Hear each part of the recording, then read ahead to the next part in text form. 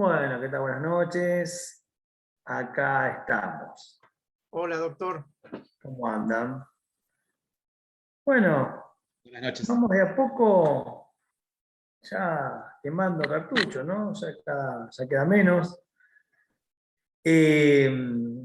Así que espero que vayan bien, espero que estén ya con los conocimientos ahí, por lo menos algo quedará afianzar.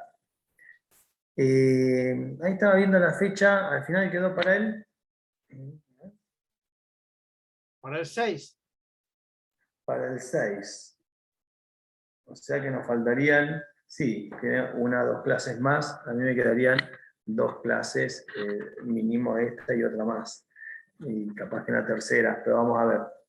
Tenemos todavía un tiempito. Así que bueno, vamos a ver un poco el tema nuestro. ¿Hicieron la tarea o no hicieron la tarea? ¿Boleto de compra y venta? Ajá, veo ahí caras. Para que laburemos eso. ¿Pudieron ver el fallo? ¿Pudieron entender algunas cuestiones? ¿Pudieron elaborar más o menos las respuestas? Los fallos están buenos, nos ubican un poco en situación, ¿no? Esto que es medio abstracto que nosotros vemos, lo ponemos en un fallo, en un ejemplo, y termina siendo un ejemplo el fallo. Por eso la idea era porque aparecen varios institutos que nosotros venimos trabajando. Y a ver, esperen que nos acomodamos, vamos a compartir, y tengo contrato mutuo, tenemos este. Bien, acá estamos. La idea es que lo vayamos laburando juntos. El que no pudo, bueno, no pudo, y el que no tomará nota, o después lo puede ver de acá, porque yo este Power después lo cargo. Lo primero es una cuestión netamente procesal, y cuando hablamos de cuestiones procesales, tiene que ver con aquello que nosotros debemos completar. Al momento de iniciar una demanda tenemos que ser claros, nos van a dar una listita, en esa listita vamos a tener que elegir un número, y ese número nos va a decir básicamente que estamos ingresando en un juicio. Nosotros acá vamos a tener que entonces ser claros, elegir algo de esa lista, que va a ser lo que se conoce como materia de juicio, ¿no? ¿Qué identificaron como materia de juicio?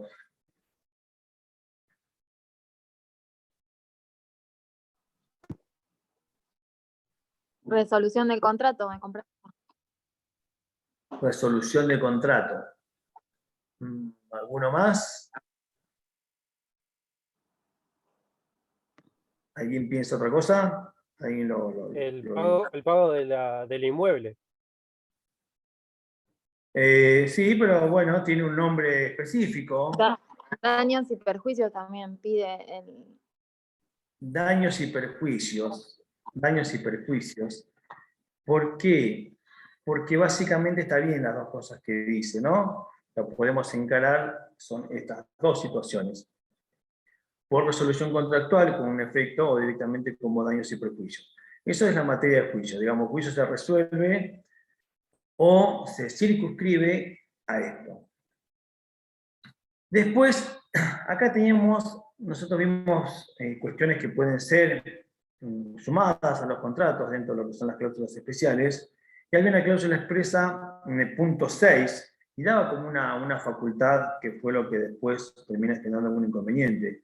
¿Qué decía esta cláusula? Cualquiera que lo tenga, que haya notado. ¿Puede ser que con el incumplimiento del comprador, la parte vendedora podía resolver el contrato y obtener tener como daños y perjuicios lo que había pagado hasta entonces, que creo que eran $40.000? Resolver el contrato y quedarme con lo que ya pagaste, indiferentemente de cuánto sea el monto, ¿sí? Romina, ¿puede repetir la pregunta? La que están apareciendo, Romina, ahí en pantalla. Las del Power. Estamos recién avanzando, recién comenzando. Ah, hola, Entonces, buenas noches.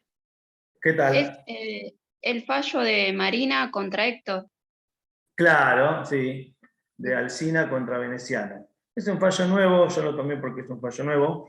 Yo siempre estoy leyendo fallos y voy como cambiándolos, modificándolos de acuerdo a los cuatrimestres, al año. Este es de año en curso y aparecen varias cuestiones que acá nosotros vemos. Una Entonces, en esta consulta, posición... ¿Cómo? una consulta. Diga. Me llamó la atención que no se haya nombrado la imprevisión, porque, por ejemplo, Héctor, que decía que él pagó 2/3 de la deuda, se vio imposibilitado de conseguir dólares para pagar el otro tercio que le faltaba. Entonces, en Sí. ese caso, en ningún momento se nombró la imprevisión. No, no, porque lo que vieron que nosotros vimos que dentro de, vamos a ubicarnos, ineficacia contractual. Dentro de la ineficacia contractual, cuando vimos en su momento, tenemos ineficacia estática o la ineficacia dinámica. La ineficacia dinámica es aquella que lleva a que el contrato no pueda terminar de producir sus efectos por algunas circunstancias. Y entre ellos aparecen la imprevisión y aparece también la imposibilidad, ¿no? Sí. Cuando habla de esta no posibilidad de conseguir dólares, como que estaría yendo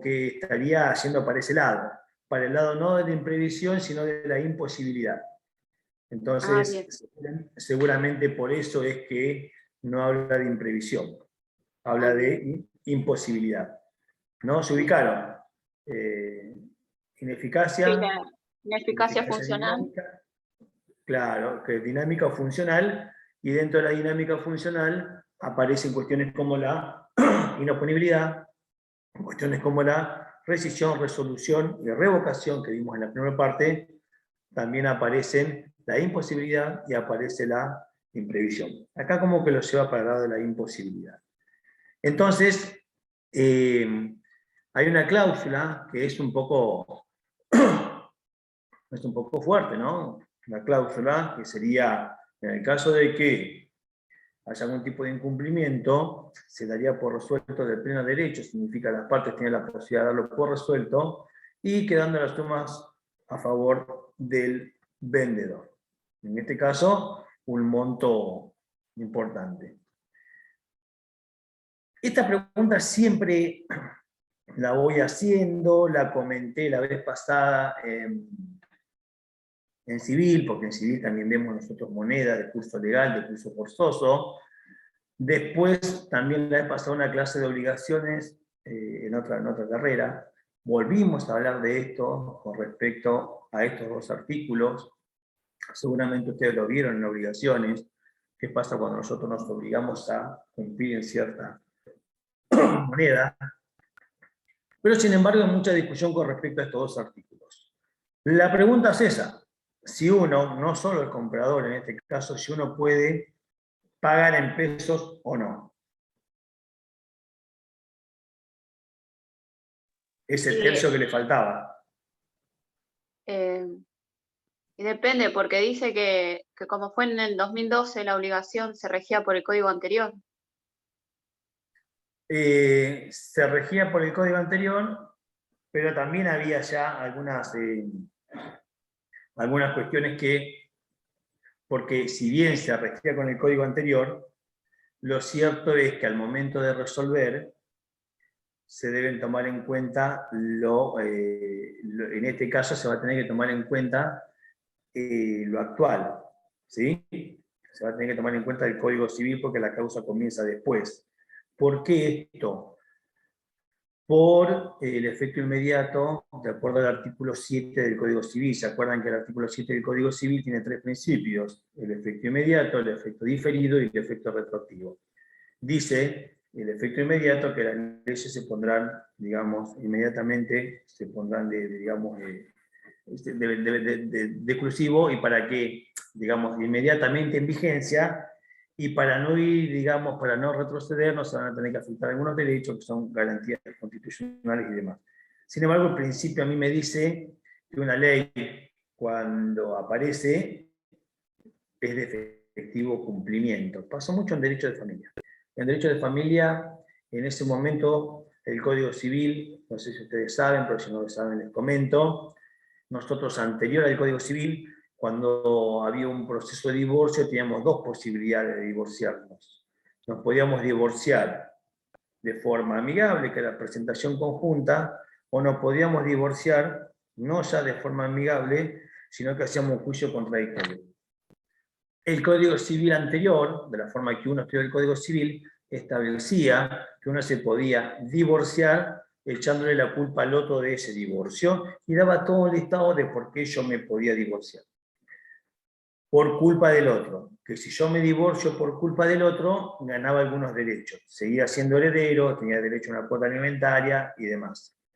La cuestión es que cuando aparece el Código Civil y desaparece esta categoría de divorcio contradictorio, porque hoy no tenemos más divorcio contradictorio, hubo un problema porque directamente a los divorcios que venían tramitándose como contradictorios los transformaron a todos, ¿sí? Con esta idea del efecto inmediato. Por eso que, si bien hubo diferencia, lo mismo pasa con la ley de abogados, con la ley de honorarios profesionales, ¿sí? A nosotros nos pasó que hubo un cambio en la ley de honorarios profesionales y la discusión era, una vez que terminaba el juicio, nosotros cómo debíamos cobrar. Algunos decían, ustedes tienen que cobrar con la ley anterior, porque cuando empezó el juicio estaba la ley anterior, que era una ley de honorarios bastante más pobre que la que hoy tenemos, que mejoró bastante lo que son los honorarios profesionales. Y otros decían, debemos cobrar con la nueva ley, por el efecto inmediato. ¿Qué hizo la justicia? Dividió en momentos, ¿no? O sea, ni una ni otra. Si la interposición de la demanda fue con la ley anterior, regulamos por eso. Si la prueba se produjo en la anterior, una etapa procesal, regulamos. Si hubo sentencia y demás, regulamos con la nueva. Trató de poner como un punto, pero naturalmente se aplica la nueva ley, ¿sí? Eso es lo que... Y en este caso,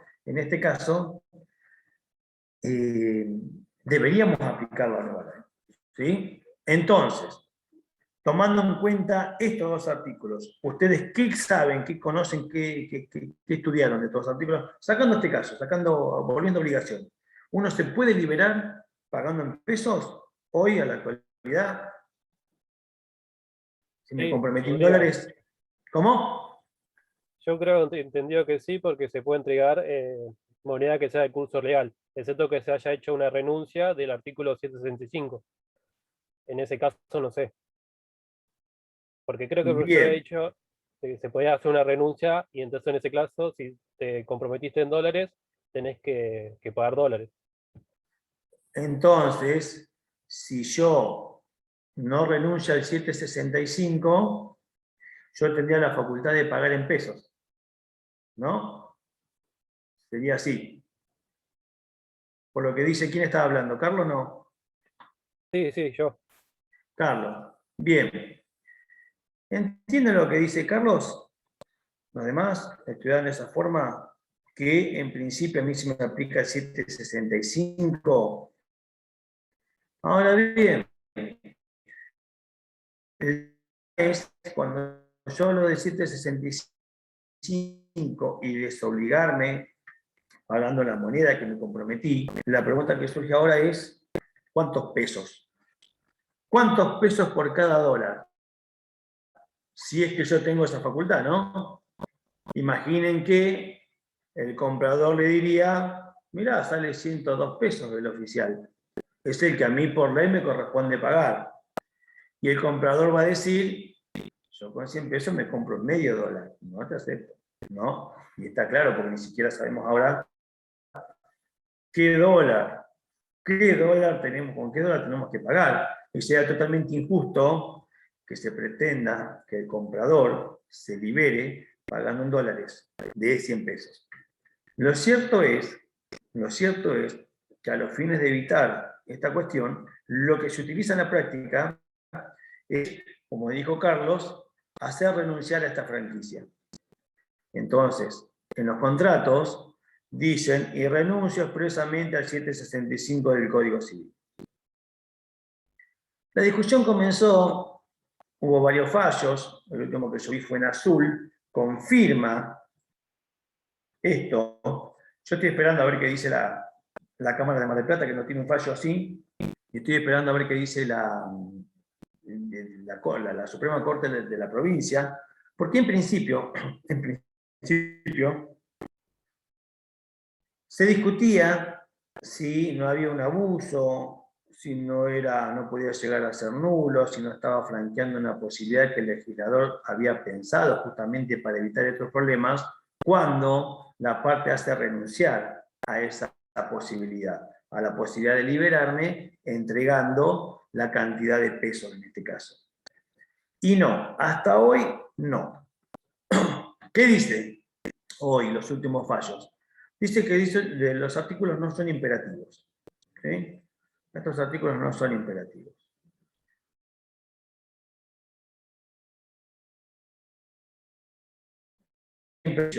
Entonces, si no es imperativo y estas posibilidades son disponibles por las partes, y las partes pueden acordar sobre esto, entonces sí se acepta que uno renuncia al 765 y que después deba cumplir sí o sí con los dólares.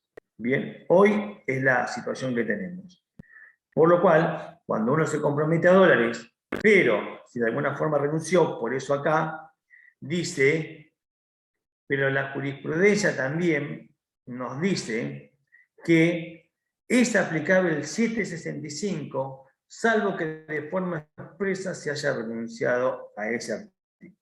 Bien, entonces, hoy podríamos decir, y tomando en cuenta este fallo, que está esta posibilidad siempre y cuando no se haya renunciado. Y si se llegó a renunciar a pagar en pesos, sepan que no son normas imperativas. Por lo que, si nosotros queremos atacar diciendo, en realidad hay una nulidad porque estamos disponiendo sobre una nulidad parcial, ¿no? Quitaríamos esta cláusula, aplicaríamos la que va. Ahí sería una cosa, pero la jurisprudencia viene diciendo que son normas que nosotros las partes podemos disponer. ¿Bien? Entonces, hoy, si me comprometo en dólares y encima renuncio, cosa que está totalmente permitida, tengo que pagar en dólares. ¿Sí? Tengo que pagar en dólares. ¿Qué dice la primera instancia con respecto a esta resolución, con respecto a esta posibilidad de resolver? A ver quién me cuenta.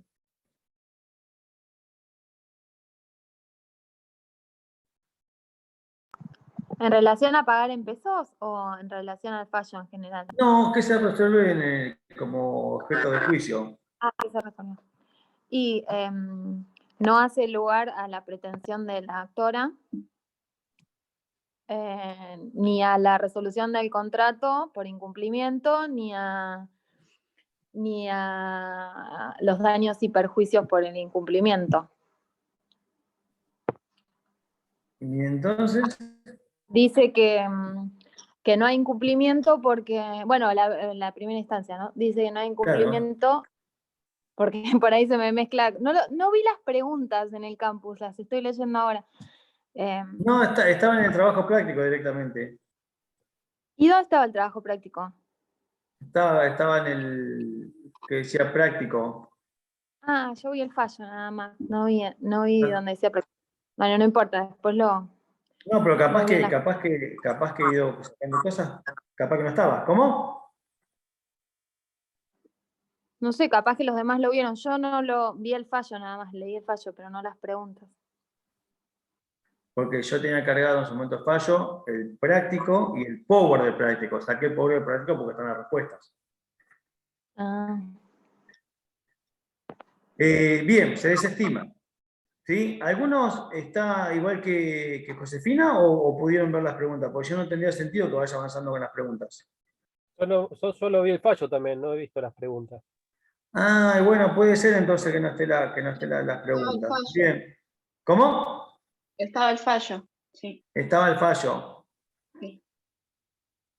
¿Ah? También hablaba de lo que hace recién preguntó del pacto comisorio. Del pacto Que comisorio. las partes introdujeron un pacto comisorio en el boleto de compraventa, pero que no no iba a proceder porque no era un incumplimiento grave. Exacto, porque eso es una cuestión que también está acá, y la verdad que una pena que no lo haya cargado, que haya tenido ese error, porque cuando hablamos de incumplimiento también es bueno saber que no toda clase de incumplimiento, ¿sí? No toda clase de incumplimiento es algo que a nosotros nos da la posibilidad de resolver un contrato. Mucho más comienza a decir el fallo cuando habíamos cumplido 2/3 partes del contrato. ¿Por qué? Porque en todo caso habría como un abuso del derecho. Esto se lo voy a dejar cargado ahora con las preguntas y más o menos con las respuestas. Aparece la imprevisión o el cepo cambiario y ahí, que recién nombraba Josefina, que lo preguntaba, aparece un poco esta idea de que, bueno, de repente aparece el cepo. Bien, aparece el cepo y aparece esta imposibilidad de conseguir dólares. Pero en primera instancia dicen lo siguiente. En primera instancia se ponen a analizar y dicen que en mayo del 2012 vencía la última cuota y que el incumplimiento, en este caso del demandado, fue antes, ¿sí? Fue antes. Entonces, no va a poder excusarse, porque si el cepo que él pretende decir, yo no puedo conseguir dólares por el cepo, resultó ser que fue con posterioridad al incumplimiento, ya estamos complicados en la defensa, ¿no? No podemos y le dicen que no. Entonces, en este caso, vemos que yo acá ponía, ¿por qué no prospera lo de daños y perjuicios? En este caso, en el fallo, y básicamente, porque acá se cumple con un principio general que tiene que ver con que va a seguir la suerte de la acción principal. En el derecho, digamos, las cuestiones accesorias, ya sabemos, sigue la suerte de lo principal. Entonces, como se quería resolución contractual, y reparación de daños, no resolvemos resolución, lo otro que es accesorio tampoco lo vamos a resolver. ¿Qué pasó con lo que pidió? Bien, lo voy avanzando así porque si no están las preguntas no tiene sentido. Cuando la parte quiere reconvenir, esto es una cuestión de prueba y está bueno que lo vayan manejando. Nosotros todo lo que decimos lo tenemos que probar. Entonces, cuando la parte dice, mire, apareció el cepo, yo no pude conseguir dólares, lo cierto es que toda esa frase en sí, o cualquier frase que uno incluya en una defensa, va a tener que ir apoyada de prueba. Entonces simplemente dijo, no, bueno, la cuestión que vino el cepo yo no pude cumplir. Ahora bien, no demostró, dice la justicia, que hizo ningún intento por hacerse de la moneda extranjera, ¿no? No hizo no tomó otro mecanismo. ¿Y qué otro mecanismo hay? Bueno, en todo caso la compra Blue, la compra MEP, salir a buscar. Entonces, como tampoco salió a buscar y no probó que de alguna forma quiso hacerse de dólares, la justicia está diciendo, usted no cumplió, no quería cumplir por lo visto, se complicó seguro, pero a usted se le complicó antes de todo esto, usted ya no venía cumpliendo. Entonces, acá en la justicia dice que si bien todo incumplimiento supone una falta de cumplimiento para estas cláusulas resolutorias, sepan ustedes que no toda falta de cumplimiento es un incumplimiento resolutorio. Tengan en cuenta que siempre se mensura el incumplimiento. O sea, ustedes, por ejemplo, los consultan sobre cuestiones como incumplimientos, no todo incumplimiento da lugar a una cuestión resolutoria. Entonces ahí aparece la mensura, la gravedad, el porqué, si hay otras herramientas, otros caminos. Cuando sigue avanzando el fallo, ¿sí? Dice, con respecto a la mora, cómo se constituye el mora. Bueno, entonces lo dejo porque no es lo que más me interesa, pero lo van a ver. Dice que, en este caso, el actor que pretende quedarse con esta plata, tampoco nunca hizo nada con esta obligación de hacer que él tenía a su cargo, que era escriturar. Porque cuando nosotros asumimos obligaciones en un boleto, dos de las obligaciones que se asumen es básicamente entregar la cosa y otra una obligación de hacer. Esta obligación de hacer significa escriturar, que no necesariamente tiene que estar, como charlamos la vez pasada, completo el pago. Se utiliza así, pero no necesariamente. Yo puedo escriturar por más que deba plata, por ejemplo, cuando no tengo una hipoteca. No quiere decir que el bien no esté a mi nombre, está a mi nombre grabado. Pero en este caso no hizo nada la parte. No llevó los papeles de escribanía, no pidió informe, no se contactó, no hizo nada para completar dicho acto, por lo que empieza a ver que también hay mala fe en esta persona. ¿Bien? Y acá hablamos de la obligación de hacer, cuestiones que ustedes tenían que chusmear, y aparece esto.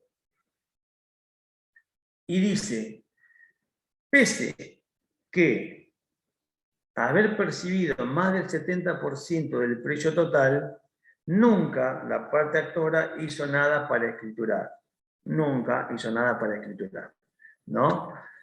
Lo que naturalmente pasa es que uno en estos casos no haga nada para escriturar, pero fíjense qué mal que les puede ir después, porque la justicia también en estos casos busca de ambos lados cómo se venía dando esta relación contractual. Esta relación contractual venía compleja, pero también venía compleja de ambos lados. Por un lado, el incumplimiento, y por el otro, decir, bueno, pero pasa que usted tampoco hizo nada para escriturar, para terminar el trámite. Está claro, por lo general no se hace, pero vieron que termina jugando mal. Nunca se llamó a la escribanía, nunca cumplió con las obligaciones que ellos pasaban. Bien, entonces, en segunda instancia, ya se lo dejo acá y se lo cargo, se condena a la vendedora, se condena a otorgar la escritura, y eso que había un saldo de precios. Se condena en segunda instancia, cuando se apela, a Marina se condena a que haga y digo, ¿qué pasa con la deuda? ¿Y qué pasó con la deuda? Y la deuda está. Bien, ¿cuál es la deuda? ¿Qué pasó en este caso? Le dijeron, y usted debe $20.000, $20.100. Bien, entonces, acá tenemos boleto de compra-venta, tenemos los requisitos, sabemos que se puede transmitir el bien indiferentemente de que haya una deuda. De hecho, esto es lo que resuelve la Cámara en segunda instancia. Entendamos que no siempre cualquier clase de incumplimiento me va a dar la posibilidad a mí de resolver un contrato, porque hay figuras como el abuso del derecho, por ejemplo, que no lo permiten. También saber que cuando uno cuestiona y tenemos cláusulas resolutorias, que las cláusulas resolutorias básicamente lo que hacen es dar la posibilidad a las partes de que si hay incumplimiento en estas relaciones poder resolver. Lo cierto es que cuando hay estas posibilidades también existen derechos y obligaciones cruzadas, y la ley acá también se fijaba de este que se está quejando cómo se venía portando. Bien, entonces se lo voy a dejar cargado porque como vimos boleto y como vimos esta clase de contratos que tanta vuelta da, sepan que cuestiones como deuda en dólares, por medio de boleto de compra-venta, obligaciones de hacer, cláusulas resolutorias, imposibilidad de conseguir dólares. Y ahora, último fallo que vi el otro día con respecto a esto, terminaron decidiendo esta pregunta que nos hacíamos hoy, que era, ¿dónde está? Era al principio, que era esta, el comprador pagar en pesos. En ese caso, como no hubo una renuncia específica del 765, pero se establecía que se producía un grave daño al vendedor, que tampoco había contado con todo lo que sucedió, les cuento que a la actualidad, último fallo que se aplica en varios lugares, dice que uno cumple con el 765 con el dólar net. El precio que se toma es el dólar net, que se conoce como dólar net. Una cuestión, ahí, googleando un poco, cuando no es tan complicado, pero es una forma de adquirir dólares, ¿no? El dólar net. Entonces, hoy, ¿cómo cumplimos? No con el blue, no con el oficial, hoy cumplimos con el dólar net. Ténganlo como información porque esto pasó hace poco. Bien. Una pregunta, profesor. Dígame. A ver si entendí en ese sentido algo del fallo de cámara. ¿Podría el comprador haber consignado el pago en la escribanía? no como Sí. una obligación, pero podría haber hecho eso en lugar de, bueno, él no demandó, ¿no es cierto?, de la No, recomendación. lo que pasa que, claro, lo que pasa es que en la consignación vos sos actor. En la consignación vos sos actor, acá era demandado. Puede consignar el pago. Por ahí lo me puede hacer. equivoco, quiero decir, como hay un incumplimiento del acreedor en recibir el pago, entonces hacerlo en forma judicial o en forma No, en administrativa. realidad ya había un incumplimiento anterior. Ya había un incumplimiento anterior y quedó como todo ahí hasta que este pidió resolver el contrato por incumplimiento del otro y quería quedarse con, creo que eran $40.000 como, digamos, resarcimiento de daños. Y ahí terminaron resolviendo, nada que ver. Lo que es una cuestión compleja porque si a mí me preguntase la persona Alsina, yo capaz que le digo, sí, procede la resolución contractual y los daños. No sé si caminará esta cláusula de quedarte con todo, pero sin embargo no procedió. Sin embargo no procedió. Por eso es tan complejo el derecho. Una Una vez está consulta. tan convencido. ¿Cómo? En el caso que se le hubieran dado, ¿no sería enriquecimiento sin causa? Y también ¿Podría considerar? podés, te podés agarrar del enriquecimiento sin causa. Lo que pasa que acá sí hay una causa que es el incumplimiento. El enriquecimiento sin causa, dentro de los requisitos que hay que cumplir, es básicamente que no haya ninguna causa que justifique el enriquecimiento de uno contra el empobrecimiento de otro. Ejemplo de estos son algunas circunstancias. Uno realiza un pago mal hecho, la única que te queda, más allá de este dicho que el que paga mal paga 2 veces, es pretender recuperar si vos haces una entrega o un beneficio a favor de otro que no correspondía y el otro no hizo absolutamente nada para tener ese beneficio, en ese caso tenemos no causa. Pero las resoluciones, como las rescisiones contractuales, siempre tienen una causa y también tienen previsto los efectos. Por ejemplo, toda resolución que uno haga contractual, rescisión o resolución ustedes la vieron en alquileres, ustedes vieron qué pasa si resolvemos antes. ¿Sí? Entonces, no está prohibido tener una multa o una ganancia o que el otro se haga cargo de lo que es salirse de la relación contractual. Porque cuando uno se sale de la relación contractual, lo que el derecho dice en la doctrina y en los fallos es que nosotros nos salimos y no cumplimos con la expectativa que la otra parte tenía. En este caso era alquilar 2 años de forma tranquila, yo me quiero a los 6 meses. Voy a estar 3, 4 meses hasta que lo vuelva a alquilar, hasta que lo pueda, toda esa plata de alguna forma la pierdo. Entonces esa expectativa, lo mío pasa con una compraventa, de contar con ese dinero no lo tengo. Eso vale un precio, ¿sí? Que la ley de alquiler lo tiene previsto y que después, en lo que son los contratos particulares, las rescisiones tienen montos que son bastante transables. Miren, los planes de ahorro funcionan en muchos casos así, en donde las cláusulas de los planes de ahorro te dicen, bueno, de la plata que entregaste, si en algún momento das de baja o te querés ir, tenés un montón de gastos que no te los entregan. Y de la plata que vos entregaste, hay una plata por rescisión, una plata por gastos administrativos, esto, aquello, vos te entregan una plata. Y eso es legal. Lo que no puede pasar, me parece que más acá es un abuso de derecho, más que sin causa, porque causa, en el sentido de causa, sí hay acá. No sé qué me preguntaba. Claro, porque yo entendía que estaba bien el pago de daños y perjuicios, pero un monto de, no sé, lo que pagó de enseña, que eran $10.000. no tanto así como todo. Claro, porque básicamente está bien, pero como cuando nosotros vamos a lo que es el pacto comisorio o la resolución, uno ve que el artículo no habla de porcentajes, ¿no? No habla de cuánto, no habla de porque sería difícil pensar en cada uno de los contratos.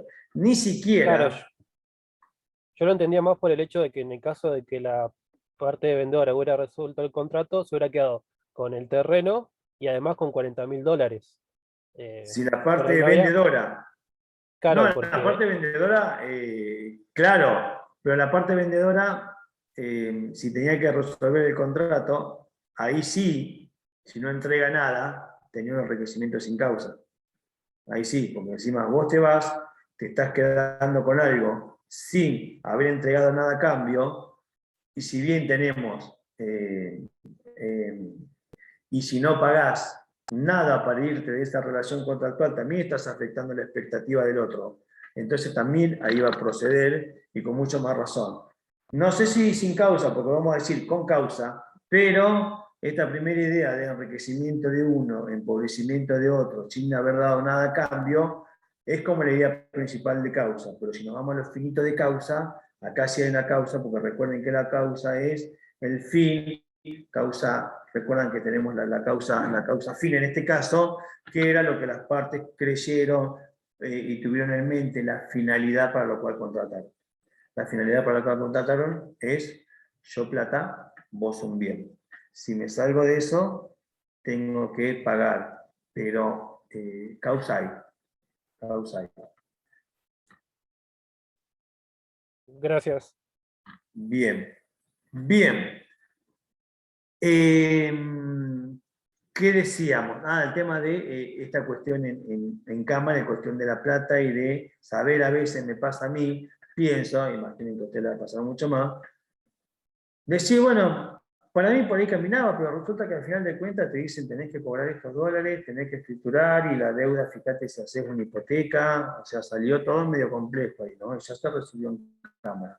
Por lo cual, siempre está bueno, por eso dicen, siempre está bueno ir leyendo y estar un poco al tanto de lo que va pasando con estas situaciones. ¿Qué hora es? Vamos a ver un ratito ahora uno de los contratos que teníamos que ver. Vamos a ver hasta dónde llegamos, estamos quedando clases más. Hasta el 6 tenemos 20 días, sí, 2 semanas más. Vamos a ver el otro contrato. Bien, esto ahora apenas termine se los cargo a la plataforma para que lo tengan a mano. Yo ya tenía a mano. Sacamos este. Compartimos este. No sé por qué está en la última. Bien.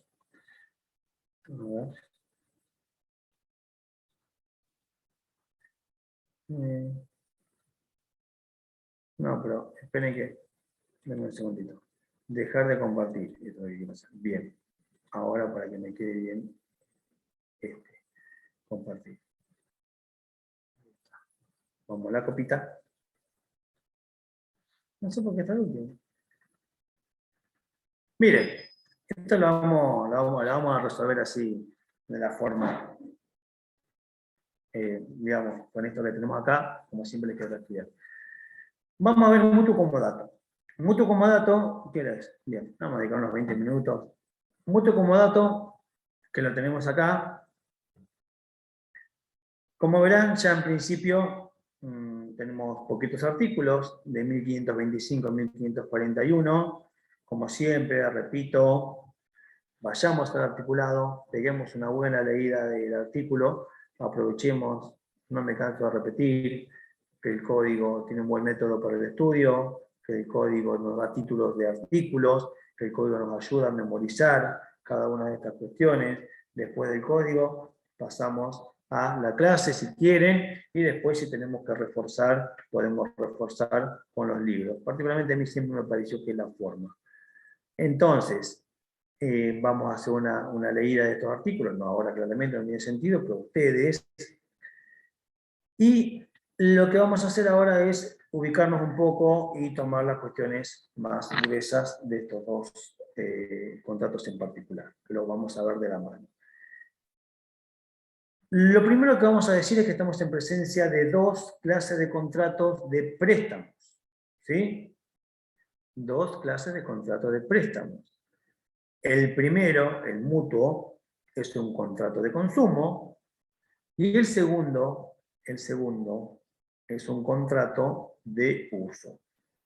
Bien, cuando hablamos de consumo, no estoy queriendo decir que es un contrato que tenga que ver con consumidor, ni dentro de la clasificación de los contratos de consumo. Lo que estoy diciendo acá cuando hablamos de consumo es que en el mutuo a vos se te presta una cosa para que la utilices, plata, entonces la consumís, mercadería, etc. Y en la otra, en el comodato, a vos se te presta una cosa no para consumo, sino para utilización, y después tenés que devolver la misma cosa, ¿sí? Entonces, la primera diferencia, quiero aclarar esto, cuando hablamos de consumo, no es por esta clasificación de contrato tradicional de consumo o de adhesión. Es que en uno te entregan cosas que no tenés por qué devolver lo mismo, sino porque te lo prestan para que lo consumas y vos con el tiempo devuelvas, misma especie y demás, ahí veremos las características. Y en el otro es, no, te presto esto, esta máquina expendedora, esta máquina de trabajo, te presto este bien, le tenés que devolver este, ¿sí? Entonces, la principal diferencia va a estar en el objeto, que sería la cosa prestada, cosas fungibles, dinero, y cosas no fungibles, otras categorías de bienes. ¿Bien? Primera cuestión a tener en cuenta. En ambos casos estamos en presencia de contratos consensuales, ¿sí? O sea, como el código hace desaparecer la categoría de contratos reales, que cuando vimos clasificación lo pusimos rojito y lo sacamos, cuando hablamos de contratos consensuales, hablamos de que alcanza con el simple hecho de acordar eso, por lo cual no necesitamos que se haga la entrega de la cosa para que el contrato esté perfeccionado. El contrato es de plena validez con el simple hecho de que las partes se hayan acordado uno de estos acuerdos, ya sea porque me presta una cosa de consumo o porque me presta una cosa de no fungible, una cosa de uso. El 1525, lo que yo hago acá en el artículo, en el 1525, es remarcar las cuestiones que nosotros debemos tomar en cuenta. Primero, que aparecen ya términos legales que nosotros debemos conocer, porque bueno, vamos a ser abogados, nosotros debemos conocer y empiezan a aparecer materias propias de nuestra profesión. Tenemos nuestro propio lenguaje, que es el lenguaje jurídico. Entonces, cuando estamos hablando de este contrato, estamos hablando de que hay un mutuante y un mutuario. Esas son las figuras. De esa forma se identifican a las partes en este contrato. Mutuante y mutuario. Locador y locatario. ¿Sí? Donante, donatario. En este caso es mutuante y mutuario. Pero el 1125 dice, y por eso resalto, y por eso está subrayado, dice que va a entregar al mutuario en propiedad. O sea, esta plata, este fajo de dinero que te estoy dando, vos podés disponer de él. ¿Sí? Vos podés disponer de él. ¿Por qué? Porque en términos de derecho le está entregando la propiedad de eso para que él se maneje. Ahora bien, una determinada cantidad de cosas fungibles, pensamos en el dinero, que es lo más sencillo, y en este caso, el mutuario, quien recibe la plata, se obliga a devolver igual cantidad de cosas de la misma especie y calidad. Bien, en este caso, en principio decimos, si me prestan 100 pesos, yo estoy obligado a devolver 100 pesos. Bien, en principio digo, porque cuando veamos las especificaciones, veamos siempre, vamos a ver que siempre eso va con un interés, una ganancia, etc. Pero de piso yo tengo que entregar 100 pesos. Me prestaron 100 pesos, de piso tengo que entregar 100. Me puedo haber comprometido a entregar más, seguramente si es un mutuo, por lo que voy a tener que entregar esa cantidad de cosas que debo, los 100 pesos, más lo que acordé. ¿Qué pasa con la forma? En este caso no requiere una forma específica, por lo que debemos remitirnos a los principios generales del 1015 de la amplitud probatoria que nos ofrece 1019. 1015-1019. Los contratos pueden ser probados por todos los medios aptos para llegar a una razonable convicción. Bien. Digo porque no requiere una forma específica. No requiere una forma específica. Y hoy estamos teniendo muchos problemas por esto. Estamos teniendo muchos problemas porque cuando uno va estudiando y de repente dice, vamos a la forma, y la forma. Es importante la forma y sí, porque da lugar a nulidades. Pero por ejemplo en esto, yo tengo que ir al 1015, al 1019, me dice que no requiere una forma específica. Y como el artículo no requiere una forma específica, me está dejando toda esta libertad, que es el principio de libertad de formas. Y el principio de libertad de formas hace, por ejemplo, que hoy tengamos grandes problemas con esta situación, con las famosas estafas que existen con las cuentas de home banking. ¿Por qué? Porque el banco, por medio de las cuentas de home banking, entrega préstamos. ¿Sí? Entonces te dicen, las mismas plataformas virtuales, te dice adquiera su préstamo ya.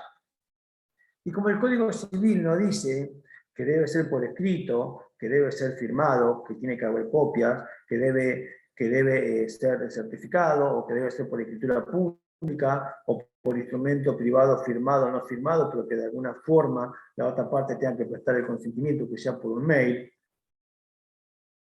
Ante esa libertad, suceden las cosas que suceden hoy, que si de alguna manera engañan a los abuelos, que es lo más común, diciéndoles somos del banco, estamos manteniendo la cuenta, lo que sea, y pasan los datos, digo abuelo porque son los más afectados, pues nos puede pasar a cualquiera, ¿qué hacen con esos datos? Se meten a la plataforma, sacan préstamos mutuos y enseguida lo traspasan a otras cuentas. Entonces, esto que parece... Y dijeron, bueno, calculo, ¿no? Cuando estaba pensando el legislador, dijo, bueno, para no complicar las cosas y para no darle demasiado rigor, vamos a hacer que la forma sea libre. Con todo esto que pasó, con todas estas situaciones que pasaron, la vez pasada, el Banco Central de la República Argentina sacó una resolución en donde hay una modificación ahora a los préstamos otorgados por medio de las plataformas virtuales, porque estaba haciendo un desastre, mucho más en la época de la pandemia. Entonces, si logran de alguna forma robarte o captarte los datos de la tarjeta, inmediatamente a vos te permite, porque el Código Civil lo permite, porque no me pide una forma específica, por lo tanto yo lo puedo hacer por esa plataforma, simplemente apretando una clave y un código, y enseguida me otorgan un préstamo, y enseguida yo me comprometí a entregar toda la plata que pedí, más los intereses que el banco me cobre. ¿Por qué? Porque acá la ley no me pide forma. Entonces ahora el Banco Central de la República sacó una acordada donde comienza a poner límites a esto que claramente son necesarios, y de hecho yo pienso que acá en la parte de forma mínimamente tiene que decir por escrito.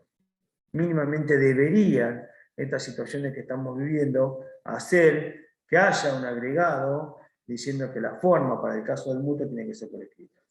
Vamos a ver qué pasa. Sepan que ahora no lo es y por eso tal vez se producen las situaciones que se producen.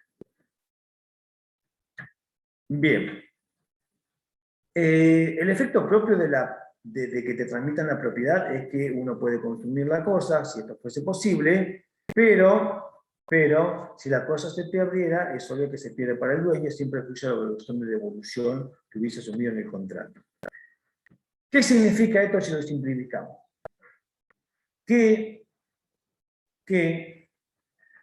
en el caso del comodato, a diferencia del mutuario, siempre debe restituir la misma cosa, fungible o no, que le fue dada en comodato.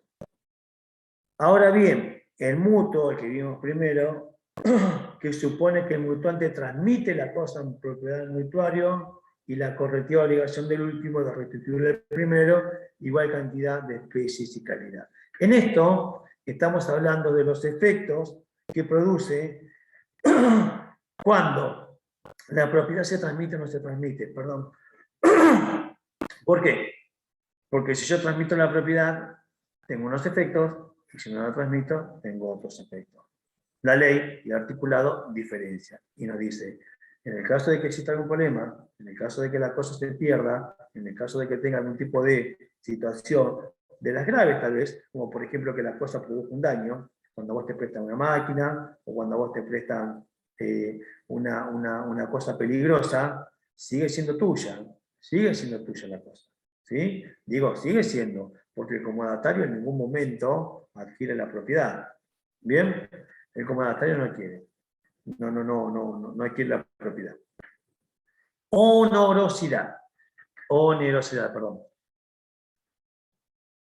Bueno, como dijimos recién, dijimos que en principio de piso, si nos prestan 100 pesos tenemos que entregar 100. ¿Bien? Pero, acá dice que excepto pacto en contrario, excepto que específicamente digamos, no, usted cumple con su obligación devolviendo los 100 pesos, siempre se entiende que es una clase de contratos en los cuales se busca ganancia, ¿no? Por eso que el mutuo es oneroso, excepto pacto en contrario. Pero para que este excepto pacto en contrario, de alguna forma uno diga, no, pero me lo prestó como amigo, me lo prestó como pariente, me lo prestó como una persona y ahora viene de repente que le debo 50 de interés, y como me puede haber prestado la plata, me puede haber mandado un audio diciendo, che, ahí te mandé los 100 pesos, ahora te deposité los 100 pesos, bueno, te los presto, que también pasa, y también son situaciones de la vida real, y la persona ahí se los tengo y dice, che, tengo tus 100 pesos, no, ¿cómo 100 pesos? 150 con la inflación que hay, pero como 150. Sí, yo te presté, pero no, yo no voy a perder plata.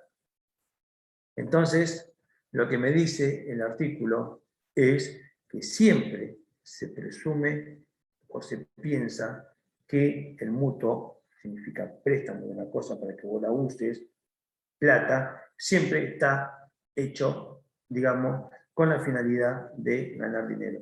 Por lo cual, si tampoco me pide forma, yo compruebo que te deposité plata en una cuenta por medio de un ticket, y yo acompaño como prueba un articulado que dice, che, ahí te di la plata que me pediste prestada, bueno, ya estaría configurado, y claramente con esas dos situaciones ya me tendría que estar pagando mínimamente los intereses de pasivo de Banco Provincia. Así que está bueno saber esto, que a veces si un familiar o un amigo nos quiere hacer nos quiere cobrar por habernos prestado, podría hacerlo, salvo que uno aclare. Naturalmente uno hace esto, pero sepan que es así, ¿sí? Sepan que se entiende que siempre es oneroso. Ahora, claramente, si el mutuo es en dinero, se deben los intereses compensatorios, que es compensar, ¿qué cosa? Compensar que durante todo este tiempo yo no tuve ese bien para yo disponerlo, para yo usarlo, por eso llaman intereses compensatorios. Después van a ver que están los punitorios también, ¿no? Estos son compensatorios. Te estoy compensando que vos no tenés esa plata con vos, que vos no tenés ese bien para utilizarlo, para hacerlo plata, para invertirlo. Eso tiene un precio. Yo te compenso. Punitorio porque no cumplí con algunas cuestiones. Esto también es un principio que también podemos aplicarlo a varias situaciones, pasa con los alquileres, pasa con la boleta de luz, pasa con las boletas de gas, pasa con muchas situaciones de consumo, donde dice que si yo cuento con un recibo de pago, ¿sí? Si yo cuento con un recibo de pago, el recibo, recuerden, a diferencia de la constancia de pago, el recibo es cuando uno entrega una cosa y el otro le hace un recibo, le hace un recibido. En muchos casos pasa que uno no puede pagar, no puede bajar la boleta, no puede presentarse a pagar porque nos dicen, pasa que usted debe 4 boletas. Por eso que no le están llegando las boletas, porque lo que no quieren hacer es mandarte una boleta que vos pagues y que después tengas este problema. Les comento esto porque pasa muchas situaciones, no solamente en el caso del mutuo.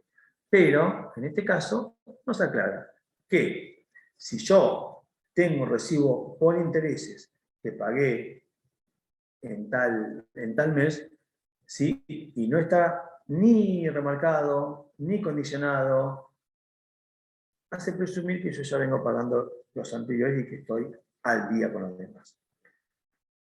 Acá, en este cuadro, hablamos de las obligaciones de las partes. Mutuante prestamista, se la dejo para que la vean, así podemos avanzar en las otras.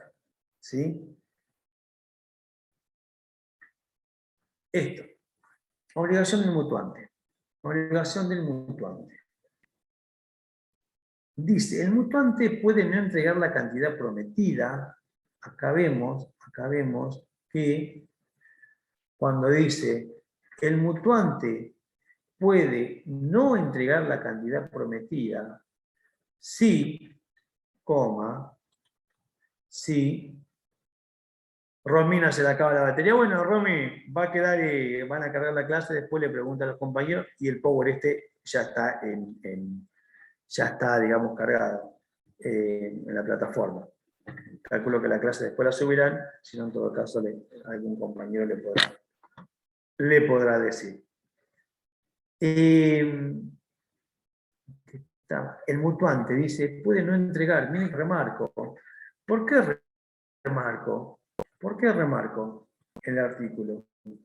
Porque si yo remarco, puede no entregar, pero cuando comienzo en el artículo vimos que decía que es un contrato plenamente consensual, por lo cual si las partes ya acordaron, se debe cumplir, entonces de repente el artículo del que sigue, inmediatamente me hace una aclaración y me dice, pero ojo que puede no entregar la cantidad prometida si, con posterioridad del contrato, por eso lo importante es la aclaración, consensual, ya aclaramos, se supone que los consensuales debemos empezar a cumplir, no hace falta que me entregues, pero sí, después yo puedo exigir el cumplimiento. ¿Cuándo qué? Cuando se produce un cambio en la situación del mutuario y hace incierta la restitución de lo pedido. Hace incierta la restitución de lo pedido. A mí, particularmente, les cuento con un caso personal, y que nos pasó a muchos en aquel momento, con los créditos hipotecarios, por eso ahí pongo la lupita y ahí yo me acuerdo a veces de traje llevando papeles. Uno va a pedir un préstamo hipotecario y el banco básicamente hace eso que está haciendo la mujer atrás, ¿no? Revisa papel por papel, te pide los últimos 6 recibos de sueldo, te pide que tengas estabilidad, te pide que tengas ahorros, te pide. Una vez que, más si vos le pedís al mismo banco para que tu empleador te paga, ¿no? Yo le pedí al mismo banco que mi empleador me pagaba. Entonces, desde que uno entrega los papeles hasta el que el banco dice, le vamos a otorgar tanta plata, imaginen esto, a mí me dijeron en noviembre que me iban a prestar tanta plata. Pero yo tuve turno en el banco para ir a escriturar 4 meses después. ¿Sí?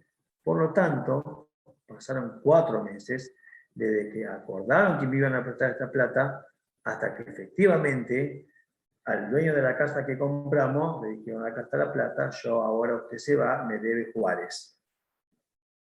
4 meses. Bien, entonces, en esos 4 meses es que pueden pasar las cuestiones que acá aclaramos. Pueden pasar que el mutuario, por ejemplo, se quede sin trabajo o no tenga más el bien que ofreció en garantía. En mi caso, siendo que el mismo banco es el que me pagaba, podría haber en el caso de que hubiese habido un despido, que no trabaje más, podría haber dicho, bueno, pero mire, ¿sabe qué? Usted hoy no cumple con las garantías de restitución, por lo que nosotros no vamos a entregar la cantidad prometida, y de acuerdo a este artículo es una facultad que el mutuante tiene si la situación cambió, más allá de que, como hayamos dicho recién, se trata de un contrato consensual. Bien, es una potestad que se lo entrega al mutuante, que básicamente tiene esta lógica, porque son plazos a veces, y más que nada en los préstamos hipotecarios, son plazos largos, en donde pueden pasar un montón de cosas. Bien. El comodato. Cosa no fungible, mueble de un mueble, con esta cuestión importante. Gratuito. Gratuito. Y que se va a restituir la misma cosa. Entonces, puede ser de cosa inmueble, de cosa mueble no consumible. Y antiguamente se asoció esta figura con las relaciones de cortesía motivadas por la amistad, la buena voluntad, la solidaridad y con los tiempos en cuestiones de mercado. Bien, entonces se decía, bueno, usted pruebe el producto, téngalo, se lo damos en comodato, en todo caso después siempre lo puede devolver si no le gusta, o lo puede comprar, etc. Entonces, es muy común que hoy, frecuentemente, estos préstamos se hagan por relaciones que existen entre las partes, muy común en los comercios, muy común en los comercios en donde yo te presto 5 heladeras para que vos las uses gratuitamente, pero a la vez me tenés que comprar la bebida a mí, y a la vez las heladeras van a decir la marca de la bebida que yo trabajo. Bien, entonces es común en esos lugares que existan un montón de relaciones de comodatos. ¿Por qué? Porque uno necesita las heladeras para enfriar y para vender y para tener más cantidad, y al otro le viene bien que le hagan propaganda y que le compren el producto. Entonces hoy es muy común también como una cuestión de marketing o, digamos, de relaciones comerciales. Esperen. Por mi prueba, para que no lo hagamos largo, obligaciones en las partes, quería pasar a este, obligaciones en las partes. Lo otro, bueno, lo podrán leer para no hacerlo muy largo. Cuando hablamos de las obligaciones en las partes, pues tenemos al comodante y el comodatario. Recuerden que estamos en presencia de un contrato gratuito en donde el préstamo de la cosa se hace de forma gratuita. Ahora bien, que el préstamo de la cosa se haga de forma gratuita no significa que la cosa sea tuya. Entonces comienzan las obligaciones. Como la cosa no es tuya y como la tenés que devolver, la pregunta que nos comenzamos a hacer es qué pasa cuando desaparece, cuando se rompe, cuando produce un daño o cuando deja de funcionar, etc. Entonces, acá es una figura que, a ver, acá no son todos jovencitos, a ver, no, algunos que otros, pero había unas caras más o menos de mi edad, recordarán que en la época que aparecieron los celulares se entregaban en comodato. ¿Sí? ¿Por qué? Porque era una cuestión de marketing, les interesaba a las empresas en aquel momento, donde no había estos smartphones, sino que eran telefonitos mucho más sencillos. Lo que les interesaba es que vos, digamos, contates una línea, por lo que a ellos el aparato como tal no les significaba, de hecho te los daban en comodato, vos no pagabas, simplemente pagabas la línea, y te decían, bueno, ya que no lo paga, llévese para sus 5 familiares, llévese 5 líneas, y acá le regalamos todos los teléfonos. El tema es que cuando las partes firmaban, cuando las partes acordaban, en todo momento y en el primer artículo del contrato, porque no es que tampoco te lo ocultaban, no es que tampoco te mentían, sí te mentían porque te decían te lo regalamos, y en realidad, o no, después cambiaron porque tuvieron problemas con defensa del consumidor, empezaron a decir que nosotros le damos el teléfono, usted lo puede usar, disponer, no hay problema con eso no le genera ningún gasto, porque el teléfono se lo entregamos nosotros.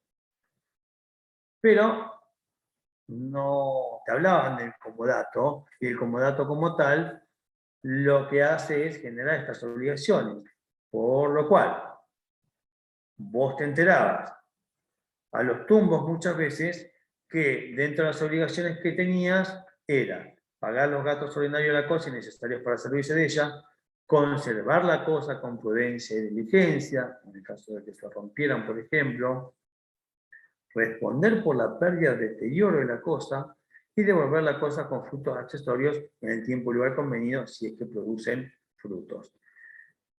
¿Qué pasaba?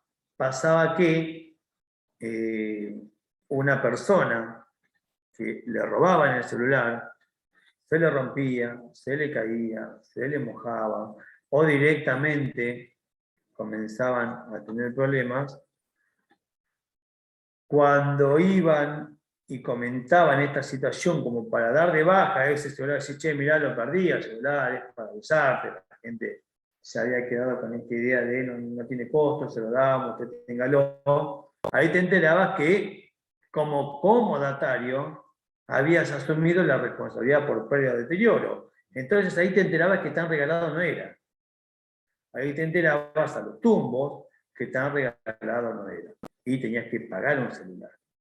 Y en aquel momento, no solo tenías que pagar ese celular, si lo llegaba a perder, se romper, se caía, lo que sea, o si te querías salir de contrato también, sino que a la vez, después se modificó por 6 meses y después directamente se sacó, eso se fue achicando, te comprometías por 1 año de línea. Bien, eran unos contratos bastante complejos. Esto es supuestamente comodato y usted llévelo, total paga 5 pesos de línea y son todos felices en tu casa. Vos te llevabas equipos en comodato, que si después pasaba algo tenías que pagarlo, y encima no te podías dar de baja porque te habías comprometido por 1 año. Tremendo, era así la situación. Pero lo cierto es que estaba esta idea del comodato que en aquel momento se utilizaba para vender líneas. Bien, saber entonces, nosotros, claramente, ya sabemos, aunque ahora estemos especificando, que el comodato no es tan, te lo regalo porque muchas veces pareciera que te lo dan así de forma, está bien, es de uso, gratuito, pero respondés por el uso, respondés por los daños, respondés por lo que pueda pasar. Ahora bien, si a mí me prestan una cosa, el comodante que entrega la cosa puede exigir la cosa antes del vencimiento del plazo. Puede hacerlo si la necesita razón de la circunstancia imprevista y urgente. En este caso, tendrá que justificar y decir, bueno, vamos a trabajar más en Mar del Plata, cerramos la sucursal acá, nos llevamos todo porque nuestro futuro está en Rosario. Necesito la cosa, y fíjate, ahí ya está cerrado el local. Bueno, tendrá que probarlo. Ahora, si el comodatario lo usa por un destino distinto al pactado, también, ¿no? También, aunque no lo deteriore. No importa si lo deteriora o no, no importa que lo está usando para algo que no está previsto y tal vez esa forma de uso no produce deterioro, pero puede producir daño. No produce deterioro, pero puede producir peligro, que después, cuando yo sigo siendo el dueño de esa cosa, voy a responder por la cosa haga. Por lo tanto, si le das un uso distinto al que pactamos, también te lo puedo pedir porque yo sigo siendo responsable. Después, hay una posibilidad que también, digamos, dentro de esta posibilidad de devolver, existe también una prerrogativa de parte del comodatario de devolver, que es cuando se establece una forma que es la voluntad unilateral, ya que el término de este contrato se supone hecho en su beneficio. Entonces, se puede producir una restitución anticipada por estas 3 situaciones. Bien, porque se va en contra de lo previsto, porque la necesita, o porque también el comodatario la quiere devolver y tomando en consideración que supuestamente se lo hace para un beneficio de él, se le da la facultad de devolverlo de forma unilateral. ¿Bien? Y después tenemos las cuestiones que ya están, digamos, más conocidas por nosotros, que dentro de la extinción van a aparecer la muerte, obviamente, de algunas de las partes. Al entenderse que es una clase de contactos intuitos personales, deberán los herederos devolver la cosa, porque yo te la presté a vos, por tu comercio, porque con vos tengo confianza, yo sé cómo las usas vos, yo sé cómo responder, cada vez que te las pedí me las devolviste, no sé cómo lo harán tus herederos, no me interesa saberlo, y el derecho a mí no me dice que los herederos continúen con la cosa, así que dámela. Salvo que se pacte lo contrario, o que se haya hecho sin tener en cuenta la persona, que también deberá ser aclarada. ¿Por qué? Porque una cosa es prestarle cosas a una persona física y otra cosa es prestarle cosas a una persona jurídica. Si yo le presto cosas a una persona jurídica, si fallece el dueño, como sabemos, es un simple administrador. Yo le presté la cosa a Pedro S.A., no a don Pedro Pérez, que ahora falleció. ¿Bien? Entonces, esto, para que no nos hagamos más largo. Como vimos, resumiendo, dos clases de contratos, los dos de préstamo, uno de uso, uno de consumo. Tenemos el problema de la forma, ¿sí? Tenemos el problema de la forma. Tenemos el tema de saber que en uno se entrega la propiedad, en otro no. Sabemos que tenemos un principio general que es que el mutuo siempre se considera oneroso, por lo tanto tenemos obligaciones y entre ellas entregar la plata más los intereses. Vimos también que el mutuante puede, si las situaciones cambian, decir no, no te voy a entregar la cosa porque no me está dando garantía de que me la vas a devolver. Pasamos al comodato, dijimos una cosa gratuita, pero después resulta que no tan gratuita. ¿Por qué no tan gratuita? Porque cuando pasa algo resulta que tengo que pagar todo. Entonces, acá aparecen, digamos, las especificaciones del comodante y el comodatario. Pero acá, cuando vemos comodante, responder por los daños causados por lo dicho a la cosa, reembolsar gastos, permitir el uso, etc. Bien, siempre en este caso, como vemos, sigue siendo el dueño porque sigue respondiendo. Y al final vimos que, si bien es cierto que es un contrato consensual, que permite hacer un contrato gratuito, permite que las partes se salgan de esa situación sin necesidad de rescisiones, de pagos, de multas, de nada, porque tiene otra finalidad. Ya dijimos, tiene que ver muchas veces con cuestiones de marketing, cuestiones de mercado. Así que, hasta ahí está. Bien, yo acabo de terminar. Me pueden preguntar. Voy a cargar el power ahora, voy a cargar el otro que nos quedó colgado, así lo pueden ver, y van a entender más el fallo en el momento de ponerse a estudiar para ya rendir. Y nos quedaría depósito. ¿Sí? Sería, creo, sería el último contrato que veríamos por cómo vienen los temas. Así que, de mi lado nada más. Me quedo acá por si alguno hace alguna pregunta, y para el que no, buen fin de largo, a repasar, aprovechar que hay algún día más para estudiar y ir llegando más preparado.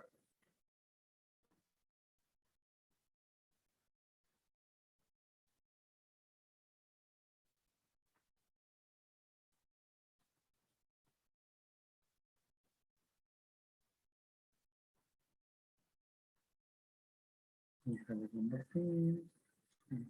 Bueno, si no tenemos consultas, entonces nos vemos en una semana. Ten bien, buen fin de. Chao. Adiós. Gracias. Finalizar. Voy a cargar el